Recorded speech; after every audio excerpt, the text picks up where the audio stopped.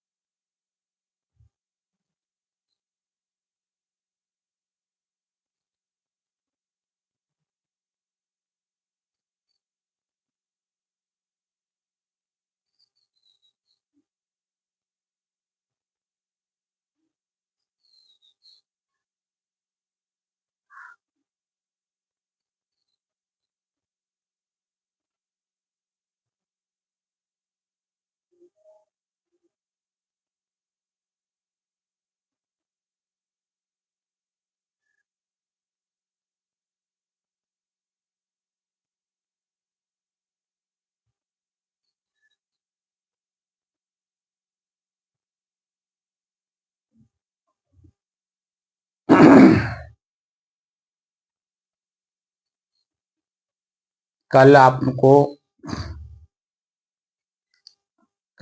लोगों को मैंने जो लेख लिखा था वो आप लोगों को जो बताया, मन की शुचिता,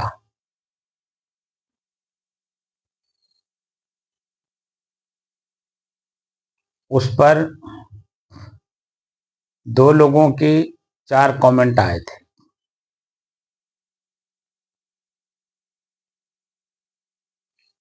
और वह कमेंट किसके क्या हैं,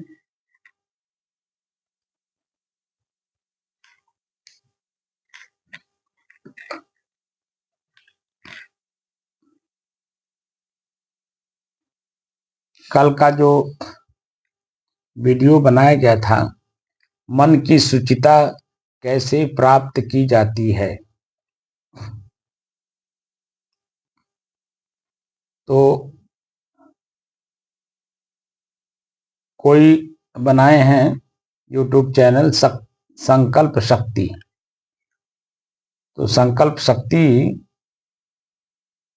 के माध्यम से हमारे इस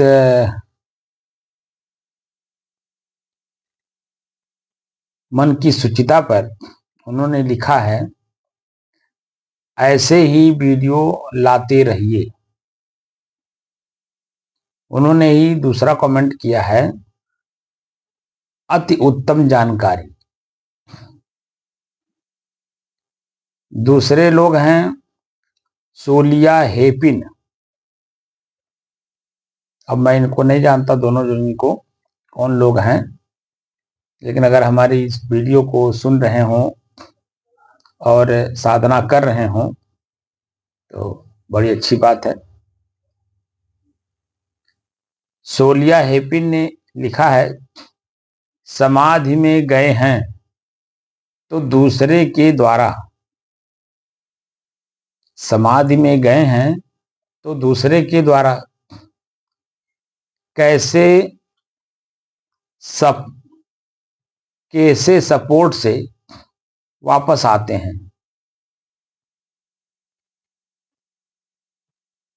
आप जानकारी दीजिए ना। आपको बाहर से सपोर्ट चाहिए। निर्विकल्प समाधि से वापस कैसे आते हैं।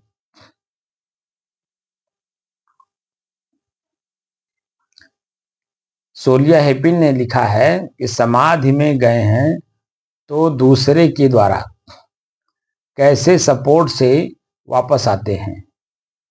आप जानकारी दीजिए ना। आपको बाहर से सपोर्ट चाहिए। निर्विकल्प समाधि से वापस कैसे आते हैं।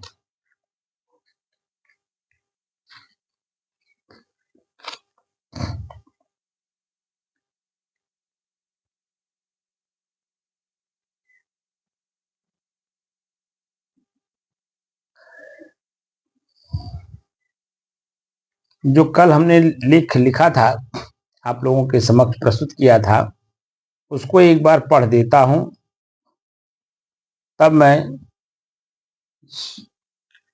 सोलिया हेपिन का जवाब देता हूं।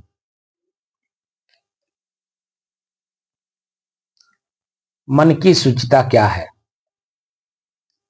मन हमारे जीवन से संबंधित समस्त क्रियाकलापों एवं भावनाओं का केंद्र बिंदु या उद्गम स्थल होता है। बाह्य जगत में हम जिस रूप में प्रस्तुत होते हैं उसका आधार हमारा मन ही होता है। बाह्य जगत का मतलब व्यवहारिक जगत।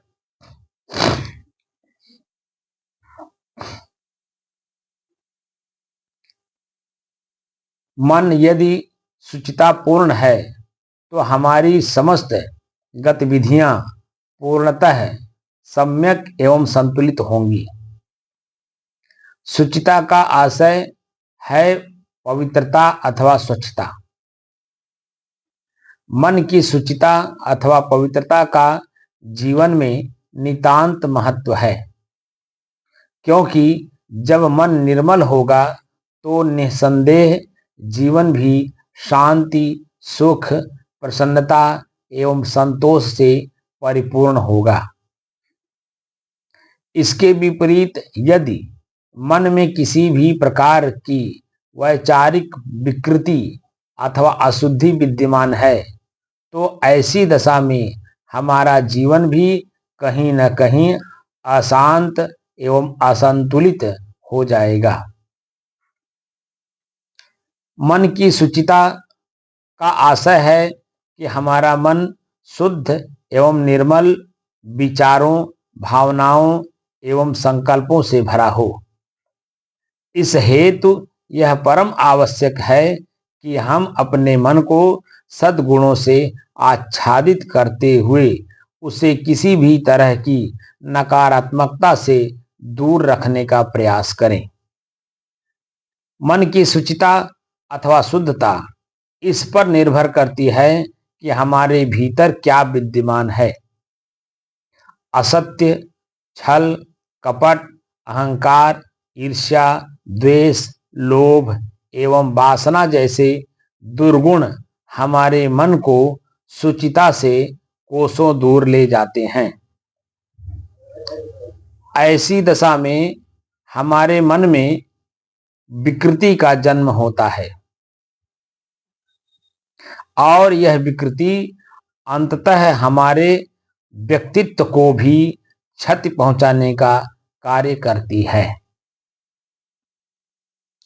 सदाचार, संतोष, धैर्य, विनम्रता एवं सत्संगति के प्रभाव से मन शुचिता जैसे अमूल्य रत्न को नितांत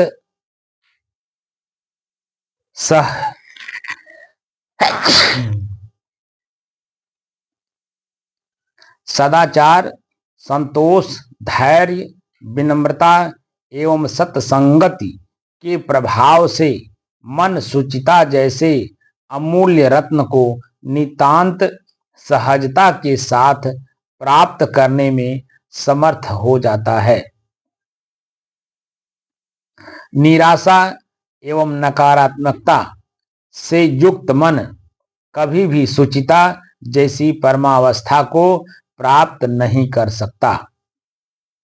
आध्यात्मिक उन्नति के लिए मन का सुचितामय होना अपरिहार्य है। स्मरण रहे कि मन यदि सुचितापूर्ण है तो हम इस भौतिक जगत में रहते हुए भी परम शक्ति के साथ जुड़ने का सफल प्रयास करते हैं। ये साधकों के लिए है, और साधक वही है जो किसी भी काम को करने से पहले उस कार्य को पहले देखने का, जानने का और समझने के बाद करने का प्रयास करता है। क्योंकि हम उतावले में जब काम करते हैं तो उस उतावले में मन तो तत्काल प्रभाव से उस कार्य को करने के लिए प्रेरित कर देता है, लेकिन उस कार्य के प्रति हम जानते नहीं कार्य को कैसे किया जाता है।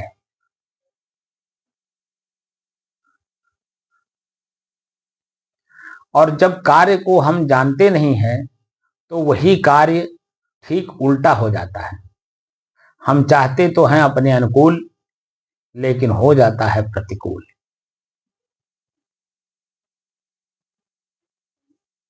और प्रतिकूल कार्य होने पर अपना खुद का मन खिन्न होता है, दुखी होता है, पश्चाताप में डूबता है, और दूसरे लोग भी उसी कार्य से प्रभावित हो जाते हैं बुरे रूप में। उनका भी मन खिन्न होता है, दुखी होता है।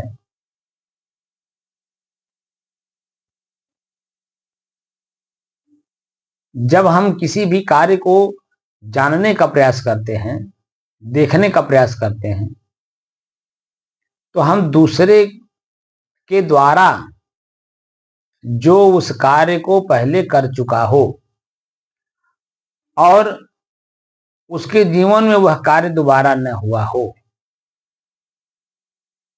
वह व्यक्ति सतर्क हो, सावधान हो, चेतना में हो, तो वह व्यक्ति ही आपको उसका मार्गदर्शन कर सकता है कि ऐसे करिए, जिससे कि इस कार्य के प्रभाव में आपका मन खिन्न न होने पाए। क्योंकि बड़ी सावधानी के साथ चलना होता है।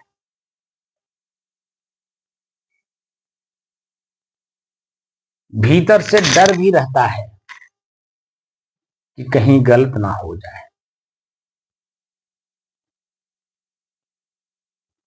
और जो व्यक्ति डर करके काम करता है, निश्चित है कि अपने काम को कुछ हद तक सफलता पाने में सफल हो जाता है।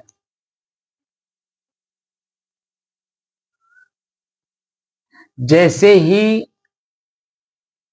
हम जिस कार्य को कर रहे हैं उसमें सफलता मिलती है,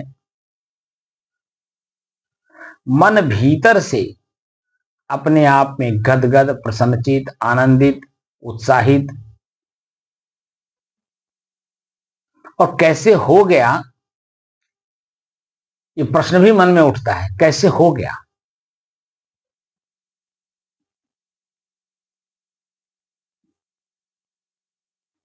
और प्रत्येक मनुष्य जो व्यवहार में इस तरह कार्य कर रहे हैं, वह अपने कार्य में सफलता हासिल कर रहे हैं। जैसे वर्तमान में गेहूं की कटाई करनी थी, गेहूं का फसल लोगों का लगा हुआ था। अब जो लोग अपने गेहूं के प्रति, अपने फसल के प्रति सतर्क थे, सावधान थे, चिंतित थे, वह लोग समय रहते ही या तो कंबाइन से कटवा दिए, या तो लेबर से कटवा दिए, या तो स्वयं लेबर के साथ स्वयं भी जा करके अपने खेत की कटाई करा करके उसे दांव करके भूसा अपने मडिला में रख लिए और गेहूं अपने डेहरी में रख लिए। और जो लोग अपने फसल के प्रति जरा भी चिंतित नहीं थे, बहुतों के फसल जल भी गए,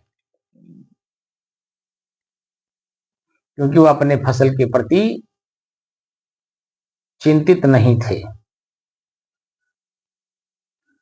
बाल बराबर भी लापरवाही आपकी आपके अपने ही कर्म के फल को बदल देता है। अब आप बताइए, गोड़ाई गोड़ाई, जुताई, बुआई, खाद पानी, देख रेख, सब कुछ आपने कर लिया 3 महीने तक। अब जब फसल काटना हुआ, जरा सा चूक आपने की, फसल पक करके तैयार है और खुदा न खास्ता कहीं न कहीं किसी प्रकार से लपट उठ गई अग्नि की। सैकड़ों बीघे फसल जल करके राख हो गए, छोटी सी चूक से। ऐसे कई जगह सुनने को मिला, सोशल मीडिया पर भी देखने को मिला। वीडियो बना करके लोग फेसबुक पर भी अपलोड किए, यूट्यूब पर भी अपलोड किए।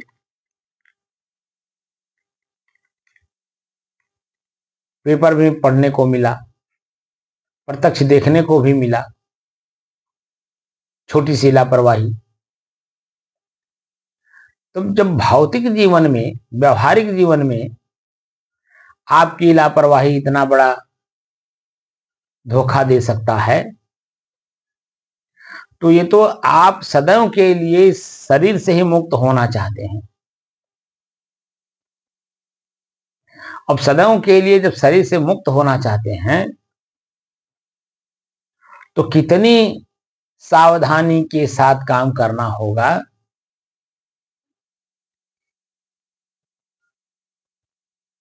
अब आप खुद समझ लीजिए।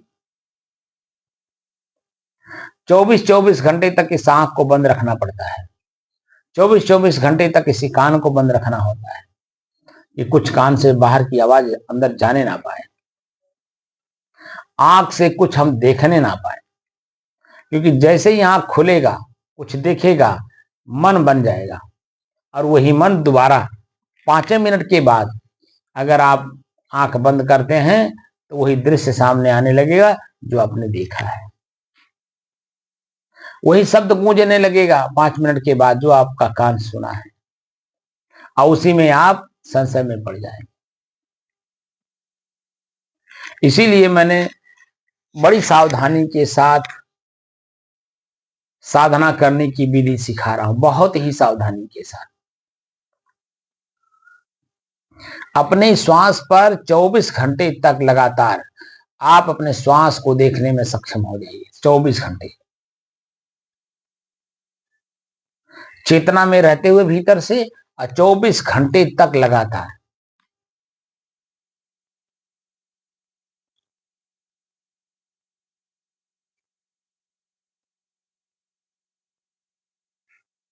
अब 24 घंटे तक लगातार आपको बैठना पड़ेगा, और 24 घंटा बैठने के लिए आपको क्या क्या जीतना होगा। देखिए, भूख, प्यास, नींद, मिलना जुलना, बातचीत, भौतिक जीवन का किसी भी प्रकार का कार्य, पैर से चलना, हाथ से कुछ करना, मुंह से बोलना, नाक से सूंघना, इन सब को आपको अपने बस में करना होगा, तभी 24 घंटे तक लगातार आप ऐसे बैठे रह सकते हैं।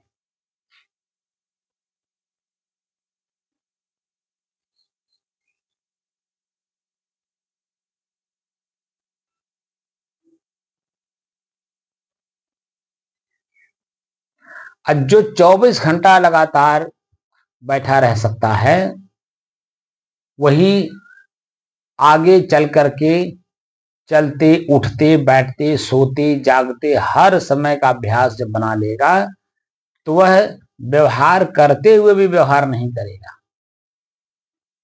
तो अपने आप को पहले अलग करेगा और व्यवहार को करेगा तो देखेगा कि क्रिया प्रकृति में हो रही है और कौन सी प्रकृति किसमें कार्य कर रही है ये स्पष्ट आपको भीतर से महसूस होगा।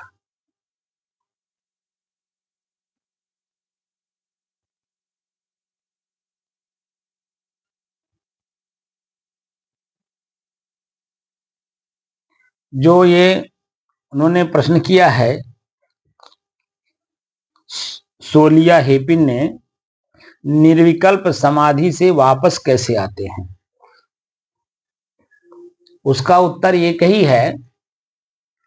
क्या कभी आप पेड़ पर चढ़े हैं, वृक्ष पर?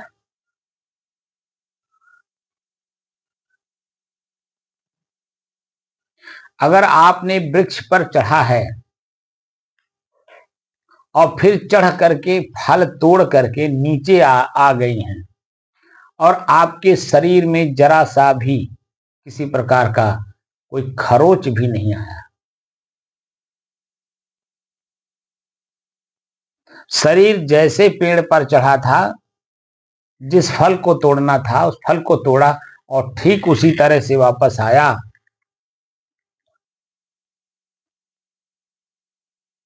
ठीक वही है समाधि में। समाधि क्या है? समाधि में दो शब्द है, सम आधि। तो आधि एक शब्द नहीं है, आधि और व्याधि दो शब्द है। व्याधि कष्ट को कहते हैं और आधि सुख को कहते हैं। दोनों के मध्य में रहने वाला, सम माने बराबर, दोनों के मध्य में रहने वाला, दोनों को अलग देखता हुआ अपनी स्थिरता में बना रहे, यह अभ्यास आपको अपने से नहीं कर मिलेगा। जब तक गुरु के सानिध्य में रह करके नहीं करेंगे, यह मन आपको भ्रमित करता रहता है। क्योंकि सतर्कता सावधानी गुरु के सानिध्य में ही आती है, क्योंकि वो बार बार टोकेंगे और बार बार टोकने से मन चेतना में रहता है। इसीलिए पूर्व में गुरु के सानिध्य में रहने वाले शिष्य को चेतना मिलती थी, क्योंकि गुरु पल पल शिष्य पर नजर रखते हैं, कौन सी गलती कहाँ कर रहा है, कौन सी गलती कहाँ हो रहा है, कौन सी गलती कहाँ होने जा रहा है, क्योंकि शिष्य को पता नहीं।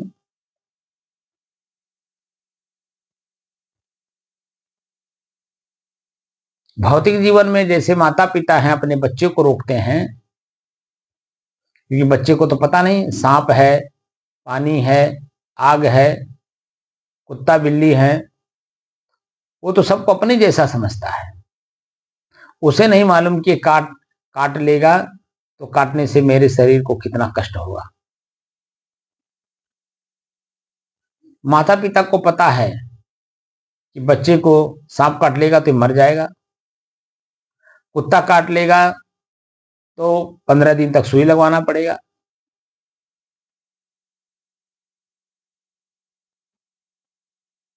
तमाम तरह का कष्ट होगा।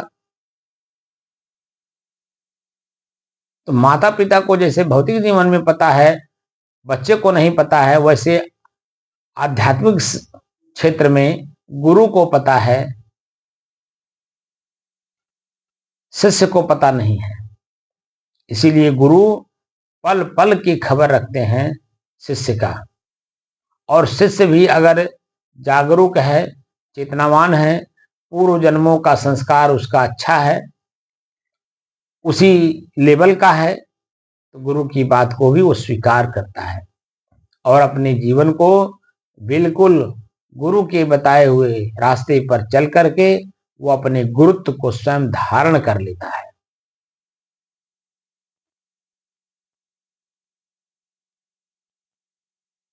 और जब गुरुत्व स्वयं में धारण हो जाए तब पूछना ही क्या है। वो खुद अपने आप में सतर्क रहेगा, सावधान रहेगा। और हमें अध्यात्म क्षेत्र में एक ही चीज से बचना होता है, बस वासना से। वासना किन किन रूपों में जागृत होती है, जब हम सदग्रंथों का अध्ययन करते हैं तब पता चलता है। ब्रह्मचर्य का जहां पर व्याख्या किया गया है, ब्रह्मचर्य कहां कहां खंडित हो सकता है, उसके बारे में स्पष्ट लिखा है। स्मरणम कीर्तनम केली कोई भाषण, 10 प्रकार से आपका ब्रह्मचर्य खंडित होता है। और ब्रह्मचर्य खंडित होने से ही आपकी वासना की पूर्ति हो गई।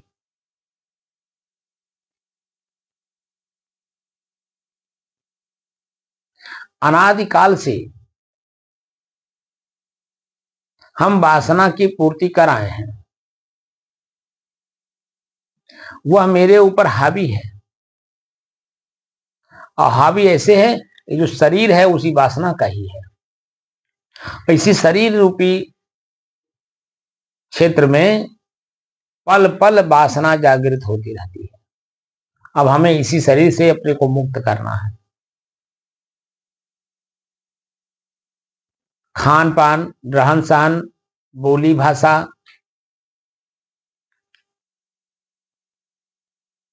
सब पर सावधानी बरतनी पड़ती है।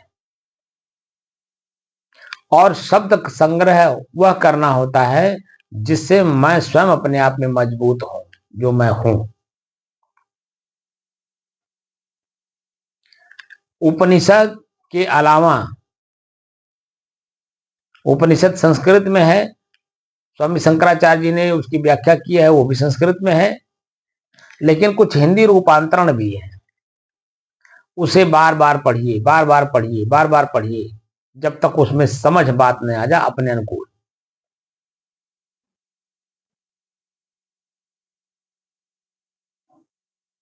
और ऐसे संतों का सानिध्य करिए जो अपने स्व में स्थित हो।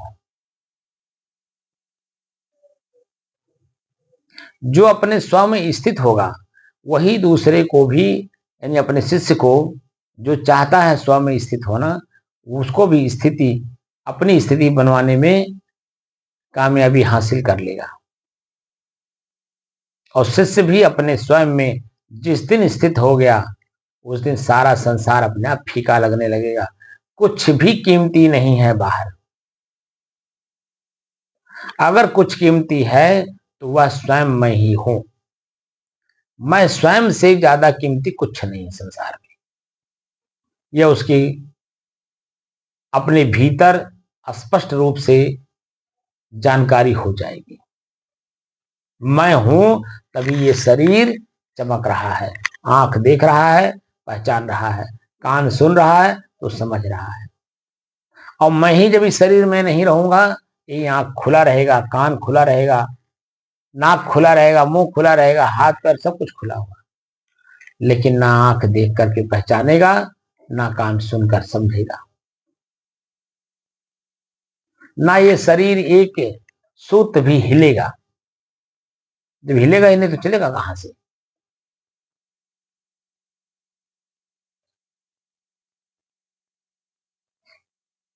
तो सबसे बड़ी कीमती चीज अगर कुछ है तो वह स्वयं मैं ही हूं। मैं स्वयं अपने आप की कीमत को नहीं आंक पाता हूं। बाहर के हर चीजों में, जो भी चीजें बाहर की हैं, उसकी कीमत समझ में आती है, लेकिन अपनी कीमत नहीं समझ में आता कि मैं हूं तभी इसकी कीमत है। मैं नहीं हूं जहां पर, कुछ भी हो, उसकी क्या कीमत है। मैं जहां पर हूं वहां पर अगर तिल बराबर भी कुछ है तो बहुत कीमती है, क्योंकि मैं हूं तब है।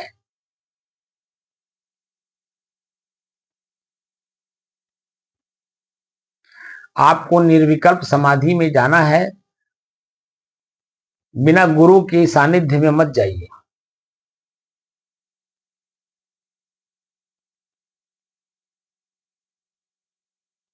मनमानी करने वाले लोग बहुत तरह की मनमानी कर चुके हैं, और वह उनके अनुयायी तो नहीं समझ पाते हैं, लेकिन जब वह खुद मनमानी करके अपने आप में अपने आप को देखने की कोशिश करते हैं तो भ्रमित हो जाते हैं। तो जो आंख है बाहर का देखेगा तो उसको कीमती समझ लेगा, तो शरीर को इसी में रखना शुरू कर देगा, सुख सुविधाएं पाने की कोशिश करेगा। और जैसे ही आपने भीतर की इच्छाओं को जागृत किया, वासना में लिप्त हो गए, या कुछ आपने ऐसा कल्पना कर लिया है मन में हम ऐसा करेंगे, वो अभी वासना ही है। न भूतो न भविष्यति, कुछ नहीं करना है, बस जैसे हैं वैसे ही रहना है। आप जैसे हो वैसे ही रहना है। और आप कैसे हो? अपने आप में शुद्ध हो।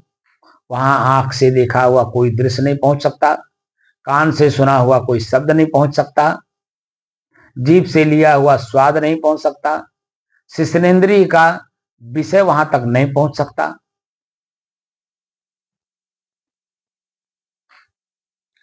वह कल्पना से परे है, बल्कि कल्पना करने वाला खुद वही है।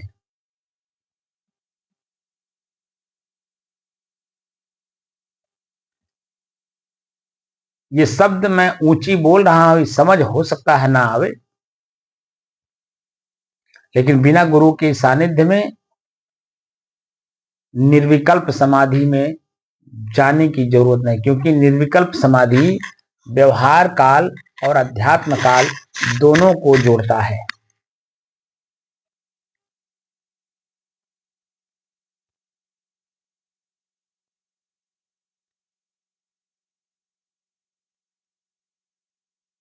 बस सिर्फ अपनी शुद्धता में रहना है, मन को पढ़ना है। मन कब खिन्न हो रहा है, कब प्रसन्न हो रहा है, इन दोनों को अलग अलग देखो। किस बात से प्रसन्न हो रहा है, किस वस्तु से, किस व्यक्ति से, किस स्थान से मन खुश हो रहा है,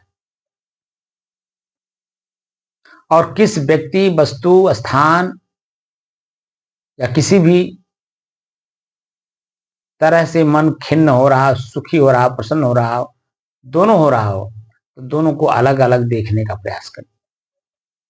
लेकिन यह दोनों देखने का प्रयास तभी हो पाएगा जब अपनी स्थिरता में आएंगे, क्योंकि मैंने आपको बता दिया है कि मैं कौन हूं। मैं स्वयं अपने आप में शुद्ध हूं, कोई मिलावट नहीं है, किसी भी प्रकार का मिलावट नहीं है, तो इसीलिए शुद्धता होगी। स्थिर हूं, कोई चंचलता नहीं है किसी प्रकार का। शांत हूं, तनाव है ही नहीं। और एक रस हूं, कोई परिवर्तन उसमें नहीं।